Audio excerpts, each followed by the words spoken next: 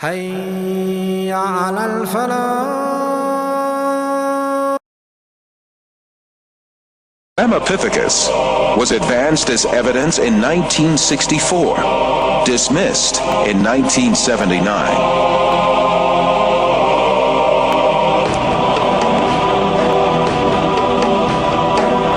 Despite all these facts, these skulls are still presented to the public through the media and in some evolutionist textbooks as if they were scientific facts.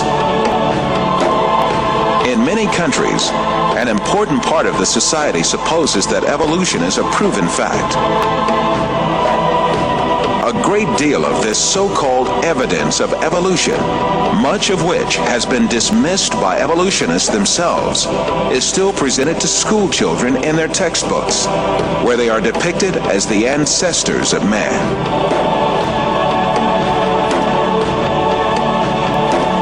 In fact, the truth that the evolutionists try so hard to deny and conceal is there for all to see.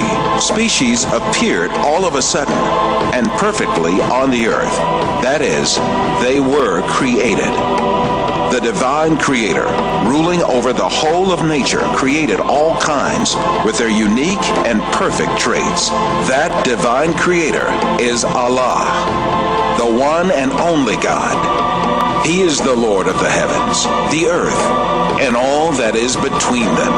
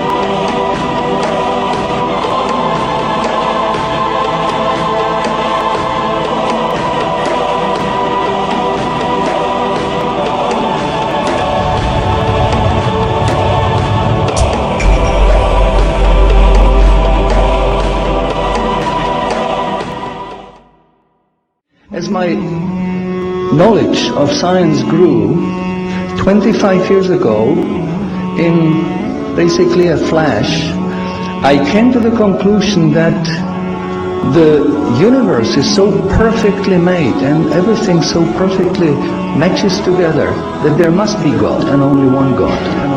So I accepted there is God, but I was not looking for a religion. I thought all religions are wrong. Christians say this is one.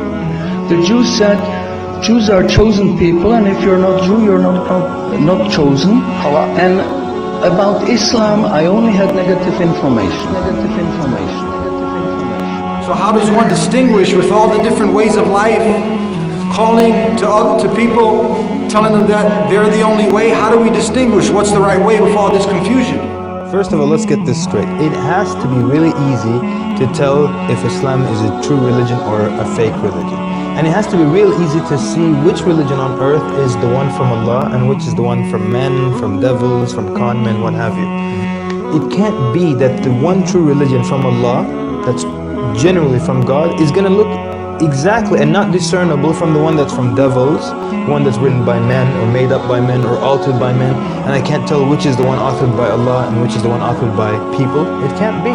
Then he finished the sentence. He said, I'll go to your faith. It's better than my faith, but you'll need proof. And I said, man, religion has never been about proof. It's about faith. That's it. That's what religion is. He said, in Islam, we have both. We have proof and faith. We have both. We have proof and faith. We have both. We have proof and faith. So different people from different religions used to knock on my door. And once the discussions got down to evidence, they had no answers. And that wasn't going to fly with me. And then I discovered Islam. And shortly after, I became Muslim. 1,400 years ago, when the world was immersed in darkness, the Quran was revealed, which brought light to a beleaguered world. And whereas the earlier books came with many scientific mistakes, due to the hand of man having delved into them, the Quran had none of these contradictions. The world thought there could be no reconciliation between religion and science. But the Quran mentioned many scientific facts in great detail, like how a human being developed in the mother's womb. As a medical doctor, particularly attracted to natural sciences and physiology, I must confess that in 1972, when I read the Quran in the original text for the first time, these data concerning man were those which impressed me most. Muhammad could not have known these facts about human development in the 7th century because most of them were not discovered until the 20th century. Muslims and others are justified in concluding that these facts could only have been revealed to Muhammad by the one who knows all about us, not only about how we developed, but how we live and function. And described other scientific facts which amaze the world's renowned scientists. Actually, I'm very much impressed by finding true astronomical facts in Quran. Thinking of many of these questions and thinking where Muhammad came from, he was after all a Bedouin. I think it is almost impossible that he could have known about things like the common origin of the universe, because scientists have only found out within the last few years, with very complicated and advanced technological methods, that this is the case.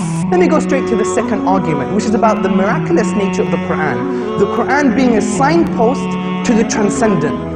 What I mean by this is that the Quran can only be best explained by the fact that it is a divine book. And I'm going to use the inimitability of the Quran for this. Now, what do I mean by inimitability? What I mean by inimitability is that the Quran cannot be emulated, reproduced, matched or copied with regards to its literary and linguistic features.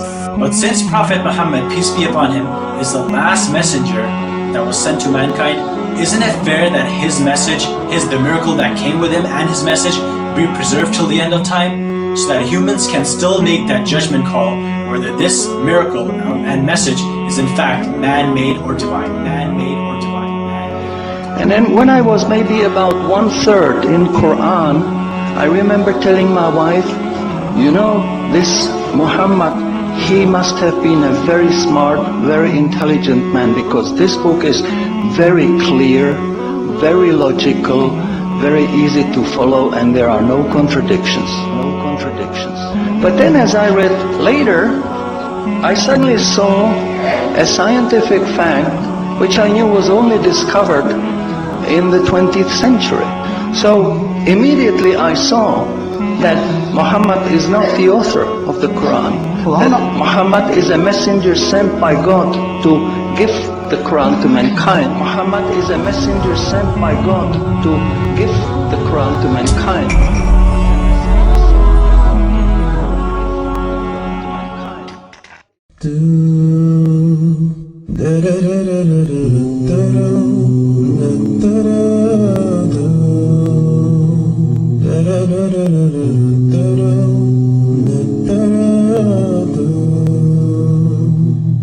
I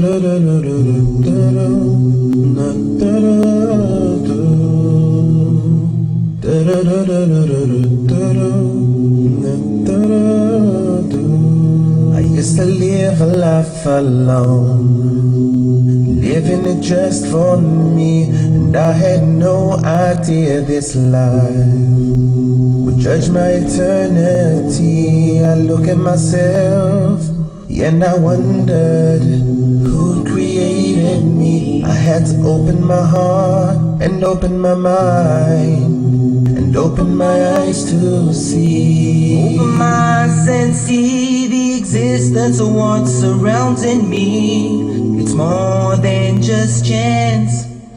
It's more than just coincidence. You look around and see the earth, the moon, the sun and the sky, a beautiful creation of Allah. So how could you deny? How can you deny the oneness of Allah? Allahu Akbar.